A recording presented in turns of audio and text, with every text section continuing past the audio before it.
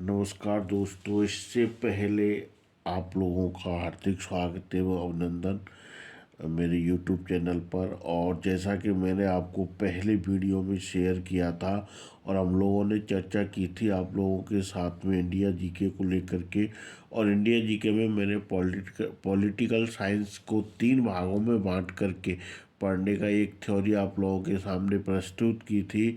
उसी थ्योरी को आगे बढ़ाते हुए आज मैं आप लोगों के बताने वाला हूं। जैसा कि पहले वीडियो में मैंने आपको संविधान की प्रस्तावना अर्थात उद्देश्य के बारे में बताया, क्या है थी हमारी संविधान के उद्देश्य का की जो भाषा थी वो कौन से देश से ली गई थी।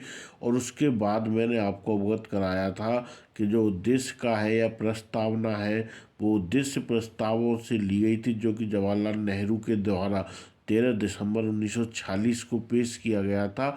उसी से हमारी प्रस्तावना निकाली गई थी। उसके बाद मैंने प्रस्तावना के बारे में आप लोगों को बताते हुए प्रस्तावना के कुछ महत्वपूर्ण पॉइंटों के बारे में अवगत कराया था।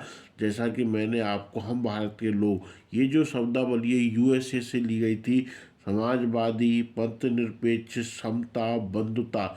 और इसके साथ ही मैंने आपको बताया था गणराज्य, स्वतंत्रता, न्याय, धारा, प्रारूप, दर्शन, देशद्रोह। और क्या प्रस्तावना संविधान का भाग है, इस संदर्भ में भी मैंने आपसे 2 पॉइंट क्लियर किए थे। इसी अपने पाठ्यक्रम को आगे बढ़ाते हुए आज मैं आपको बताने वाला हूं, यानी कि जो आपकी वर्तमान हमारी परीक्षाएं चल रही हैं उससे रिलेटेड कुछ फैक्टली बातें। जैसा कि आपको ध्यान रखना है कि जो आपको जो संविधान में क्वेश्चन पूछे जाते हैं उससे रिलेटेड मैं आपको कुछ पॉइंटों से अवगत कराऊंगा। यहाँ पर जैसा कि आप लोग देख पा रहे होंगे कि जो ये मैंने उद्देश्य का या प्रस्तावना से रिलेटेड शब्दावली ली है, वो आपको यहाँ पर ये वो क्वेश्चन है जो आपके अब तक के प्रश्न पत्रों में पूछे गए। जैसा कि पहला प्रश्न है कि सर्वप्रथम प्रस्तावना को अपनाने वाला देश कौन सा था, तो आपका आंसर रहेगा मित्रों अमेरिका। उसके बाद प्रस्तावना संविधान का परिचय या भूमिका है, ये भी आपको यहाँ पे थोड़ा सा ध्यान रखना है। एक बात और आपके लिए यहाँ महत्वपूर्ण, एन पालकी वाला, यह एक आपके राजनीतिज्ञ थे जिन्होंने प्रस्तावना संविधान को इसका सर्वप्रथम प्रस्तावना को अपनाने वाला जो हमारा देश था वो अमेरिका था। प्रस्तावना संविधान का परिचय या भूमिका है। ये पालकीवाल ने प्रस्तावना संविधान का परिचय पत्र बोला है, यानी कि एक आपके राजनीतिज्ञ हुए थे जिनका नाम था पालकीवाला। इन्होंने प्रस्तावना को संविधान का परिचय पत्र कहा है। Very important question. उसके बाद भारतीय संविधान की प्रस्तावना पंडित जवाहरलाल नेहरू के द्वारा संविधान सभा में पेश किए गए उद्देश्य प्रस्ताव, जो कि 13 दिसंबर 1946 को किया गया था, पर आधारित है। ये मैंने आपको पहले ही अवगत करा दिया। अब आपको जो महत्वपूर्ण बात है जो अधिकतर पेपरों में पूछा जाता है, 42वें संविधान संशोधन 1976 द्वारा प्रस्तावना में संशोधन करके समाजवादी, धर्मनिरपेक्ष और अखंडता, मित्रों ध्यान रखना इन 3 वर्डों के बारे में, ये शब्द जोड़े गए थे। प्रस्तावना में 4 मूल तत्व हैं: संविधान के अधिकार का स्रोत, भारत की प्रकृति, संविधान के उद्देश्य, संविधान लागू होने की तिथि। ये 4 आपके प्रस्तावना के मूल तत्व माने जाते हैं। उसके बाद में आपको ध्यान रखना है जो स्वतंत्रता, समता और बंधुत्व, ये जो 3 वर्ड हैं हमारे प्रस्तावना में दे रखे हैं, जिनको आदर्श मानते हुए ये जो वर्ड हैं वो कहाँ से लिए गए, ये क्वेश्चन आपके लिए आ सकता है। तो आपका आंसर रहेगा फ्रांस से। कहाँ से लिए गए थे मित्रों? फ्रांस से। उसके बाद प्रस्तावना में समता या समानता के 3 आयाम बताए: नागरिक, राजनीतिक और आर्थिक। ये भी आपको ध्यान रखना है, क्वेश्चन यहाँ से भी आ जाता है। सर अर्नेस्ट वर्कर, जो कि एक अंग्रेज राजनीतिज्ञ थे, उन्होंने प्रस्तावना लिखने वालों को राजनीतिक बुद्धिजीवी की संज्ञा दी है।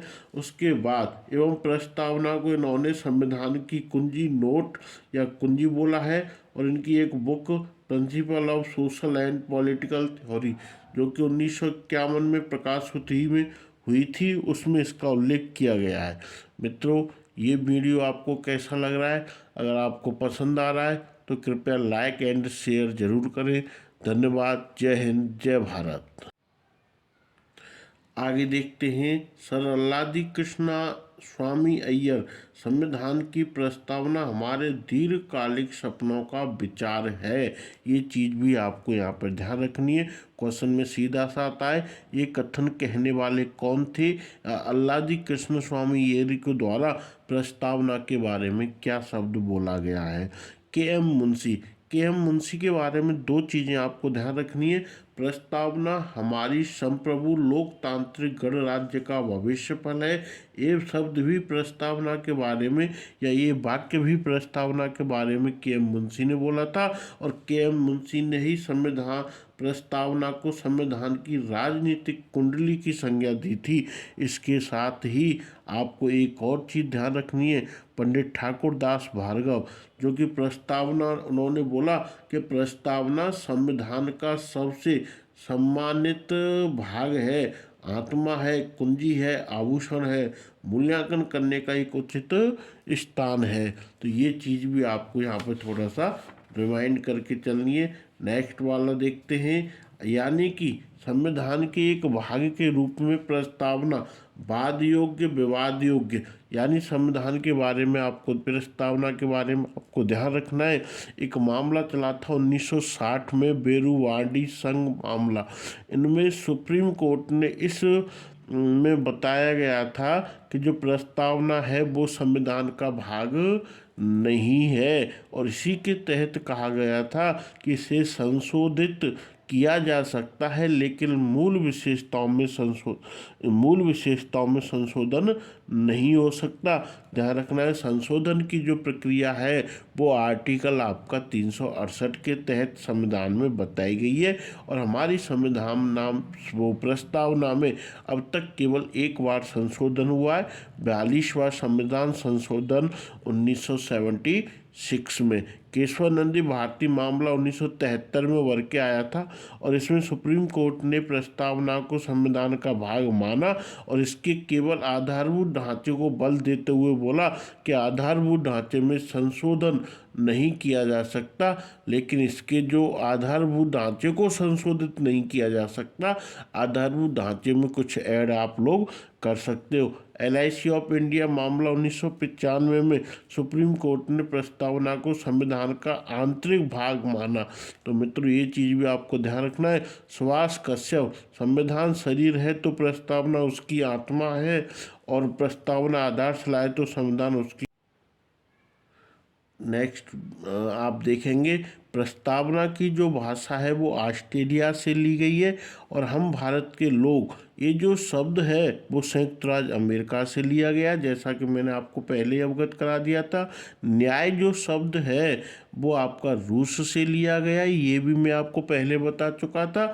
और प्रस्तावना में भारत शब्द 2 बार यूज किया गया, RS प्री एग्जाम में पूछा गया क्वेश्चन है। दूसरी चीज़ जो आपको महत्वपूर्ण मैं यहाँ पे बताना चाहूँगा, जो आपकी प्रस्तावना है उसमें जो आपका यह संविधान है, संविधान में भारत के लिए भारत या इंडिया, इन 2 शब्दों का क्या किया गया है, उपयोग किया गया। तो मित्रों, आशा करता हूँ आप मेरी दी हुई जानकारी से संतुष्ट होंगे। कोई आपको मिस्टेक लगी हो, या कुछ चीज़ समझ में आपकी ना आई हो, या फिर आप इन नोट्सों की PDF चाहते हो, तो आप कृपया मेरे चैनल को लाइक एवं सब्सक्राइब करते हुए, और एक बार वीडियो को ध्यान से देखें। और उसके बाद अभी मैं आपके सामने जो कराने वाला हूँ, जो मैंने पढ़ाया, अब आपका पेपर में क्वेश्चन किस तरीके का आता है वो वाली कंडीशन मैं आपके सामने लेके आ रहा हूँ कि भारत के जो आपके एनसीईआरटी और आरबीएससी पर आधारित कुछ क्वेश्चन हैं जो अब तक के पेपरों में पूछे गए हैं। तो कृपया ये भी आप यहाँ पर देखेंगे कि भारत के संविधान की प्रस्तावना में उल्लिखित हम भारत के लोगों से तात्पर्य है। तो आपका आंसर रहेगा संप्रभुता भारत के लोगों में निहित है। भारत का संविधान किस तिथि को अपनाया गया था? तो 26 नवंबर 1949 को। भारतीय संविधान की प्रस्तावना में संशोधन किस वर्ष में हुआ था? देखो, मैंने बोला मेरा जो ये क्वेश्चन पेपर है वो तथ्यात्मक एवं वस्तुनिष्ठ प्रकार का है। तो यह एक तथ्यात्मक क्वेश्चन है। 1976 में 42वां संविधान संशोधन। संविधान के किस भाग को उसकी आत्मा कहा जाता है? तो प्रस्तावना को। उसके बाद भारत में जनप्रिय संप्रभुता है क्योंकि भारत के संविधान की प्रस्तावना शुरू होती है हम भारत के लोग से। भारतीय संविधान की प्रस्तावना में देश का कौन सा नाम उल्लेख है? भारत और इंडिया, जैसा कि मैंने अभी आप लोगों के लिए बताया था। और लास्ट क्वेश्चन है, भारत के संविधान की प्रस्तावना में प्रतिष्ठित शब्दों का क्रम है? तो न्याय, स्वतंत्रता, समता और भ्रातृत्व। जय हिंद, जय भारत।